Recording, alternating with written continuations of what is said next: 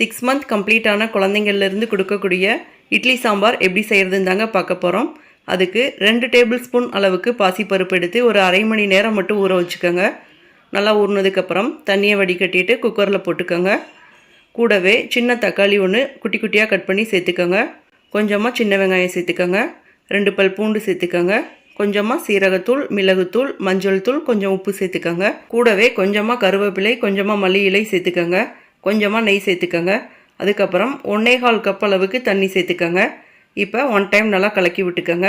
கலக்கி விட்டுட்டு குக்கரில் மூடியை போட்டு ஒரு 5லேருந்து 6 விசில் மீடியம் ஃப்ளேமில் விட்டு எடுத்துக்கோங்க. 6 விசில் கழித்து பார்க்குறப்ப சாம்பார் நல்லா குக் ஆகிருக்குங்க. சாம்பார் கொஞ்சம் சூடாக இருக்கிறப்பயே நல்லா மசிச்சு விட்டுக்கோங்க. 10 மாதத்திற்கு மேலே உள்ள குழந்தைங்களுக்கு லைட்டாக தாளித்து ஊற்றிக்கலாங்க. 6 மாதத்துலேருந்து கொடுக்கறதுனால நான் தாளிக்கலைங்க. அவ்வளோதாங்க. இந்த சாம்பார் பார்த்திங்கன்னா இட்லி தோசைக்கு சைடிஷாக குழந்தைங்களுக்கு கொடுக்கலாங்க. இதே மாதிரி நிறைய ஹெல்த்தியான பேபி ஃபுட் ரெசிபீஸ்க்கு நம்ம சேனலை சப்ஸ்கிரைப் பண்ணிக்கோங்க. தேங்க்யூ.